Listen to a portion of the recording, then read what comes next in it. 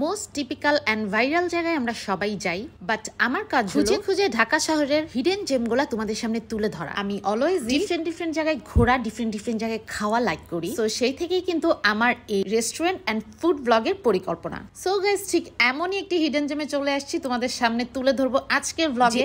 এই গাজীপুরের মতন জায়গাটা কোথায়? জাস্ট তোমাদের কাছে নিশ্চয় মনে হচ্ছে যে আমি একদম ঢাকার একটি আউটসাইডে চলে এসেছি। হ্যাঁ, আমারও কিন্তু এই জায়গায় ঢুকে মনে হয়েছিল গাজীপুর, শ্রীপুর, ভাওয়াল, ওই জায়গাগুলোতে গেলে আমরা ঠিক এইরকম একদম গাছ গাছালিতে ঘেরাও রিসোর্ট গুলো পেয়ে থাকি। তোমরা ইতিমধ্যে কিন্তু বুঝেও ফেলতেছো আমি মেবি কোনো একটা রিসোর্টে আছি, বাট সেরকম কোনো কিছুই নয়।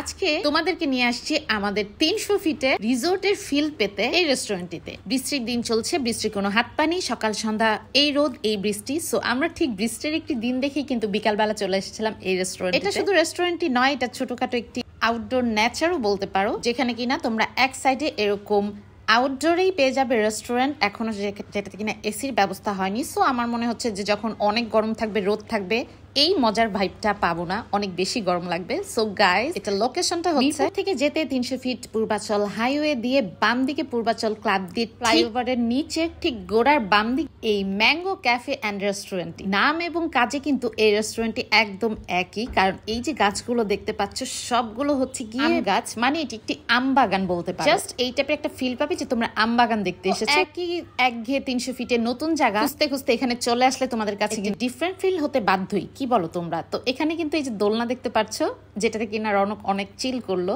সো এরকম গাছের মধ্যে কিন্তু এই টাইপের দোলনাগুলা খুবই মজা লাগে। আর গাছের উপরে উপরে কি সুন্দর করে যে দেখতে পাচ্ছ, এগুলো কিন্তু ঝাড়বাতি, এবং সন্ধ্যা হওয়ার সাথে সাথে কিন্তু এই টাইপের লাইট জ্বলে যাবে, এবং গাছে গাছে লাইটিং থাকার কারণে তোমরা সন্ধ্যা এবং রাত পর্যন্ত এনজয় করতে পারবে, এবং একটি রোমান্টিক এবং ফ্রেন্ডলি ফ্যামিলিয়ার এনভায়রনমেন্টে টাইম পাস করতে পারবে 300 ফিটে এসে। সো গাইজ, এই রেস্টুরেন্টটি কিন্তু খুব বেশি দিন হয়নি, সো এখনো কিন্তু অনেকের কাছে অজানা, একদম ভাইরাল এখনো হয়নি, এখনো নতুন নতুন ব্লগ যাচ্ছে। সো আমিও করে ফেললাম এই জায়গার ব্লগটি, টুকটাক ইন্টেরিয়র গুলো তোমাদেরকে দেখিয়ে দিলাম। এবং আমি বৃষ্টির কারণে কিন্তু অতটা যেতে পারছিলাম না, ছাতা নিয়ে রনক হাঁটছিল, এবং আমি ভিতর থেকে কিন্তু বেশ কিছু ভিডিও করে নিচ্ছিলাম। ওয়েদার ডিমান্ডস বলে কথা, যখনই ওয়েদার ভালো দেখবে তোমার চটজলদি চলে আসতে পারো এই ম্যাঙ্গো ক্যাফে অ্যান্ড রেস্টুরেন্টটি। তো রেস্টুরেন্টে একদম কিছুটা নতুন নতুন হয়, কিন্তু অনেক ফুডই তখন নাই। আর একদম বিকালে গিয়েছি, যখনই যেটা চাচ্ছি বলছে নাই।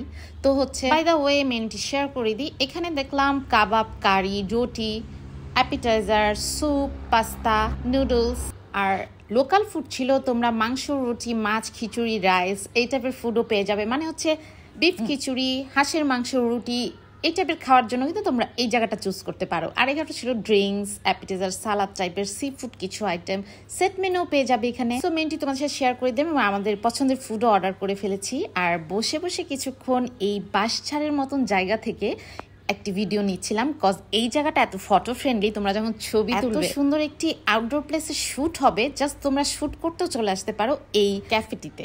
আসলে ঢাকা শহরের যান্ত্রিকতা এবং ইট পাথর দেয়ালের রেস্টুরেন্টের থেকে কিন্তু মাঝে মধ্যে এই টাইপের ফিল নেওয়ার জন্য আউটডোর রেস্টুরেন্টের কোনো তুলনাই হয় না। সো গাইস, ফুড কিন্তু চলে এসেছে। ফুড অর্ডার করে যতটা বিরক্ত হয়েছিলাম ফুড আসার পর, কিছুটা ভালো লেগেছিল, কারণ তাদের বারবিকিউ চিকেন, নান এবং তাদের সার্ভিস স্টাইল ভালো ছিল। কিন্তু আমি বলবো তাদের ওয়েটারদের আরো অনেক চেঞ্জ আপ করতে হবে। তারা এখনো জানে না অ্যাকচুয়ালি গেস্টদেরকে কিভাবে কথা বলতে হয়, সার্ভ করতে হয়, হসপিটালিটি, এই টাইপের কিছু অভাব তাদের ভিতর ছিল। But food was good. But কফির কথা কি বলবো, কফি এখানে ক্যাপাচিনো দিয়েছিল, বাট নরমাল নেসক্যাফে, এবং কফিটা একদম ঠান্ডা ছিল। তাদেরকে যখন গরম করতে বলছিলাম, তারা হাঁ করে তাকিয়েছিল, তারা এটাও বুঝতেছিল না কিভাবে গরম করে, নাকি চুলা নেই, ওভেন নেই। বাই দ্য ওয়ে, এই জায়গায় কিন্তু তোমরা ফ্রেশ একটি ওয়াশরুমের ব্যবস্থা পেয়ে। যাই হোক, আমরা ফুড খাওয়া শেষে কিন্তু রনক এখানে বারবার এসে দোলনায় বসছিল, আর আমিও খুব মজা পাচ্ছিলাম। তো আমি ওকে দোল দিচ্ছিলাম, এবং এই টাইপের টাইম স্পেন্ড গুলো ফ্যামিলির সাথে আসলে খুবই মেমোরেবল হয়ে থাকে। সো বুঝতে পারছো যে তোমরা এখানে আসলে কি টাইপের মজা করতে পারি। সো তোমাদের কেমন লাগলো অবশ্যই কমেন্ট বক্সে জানাবে, এবং নেক্সট কোথায় দেখতে চাও সেটাও আমাকে জানাবে। সো পেজটির সাথেই থাকবে, follow, like, share and subscribe করে। আজকের মতো আল্লাহ হাফেজ।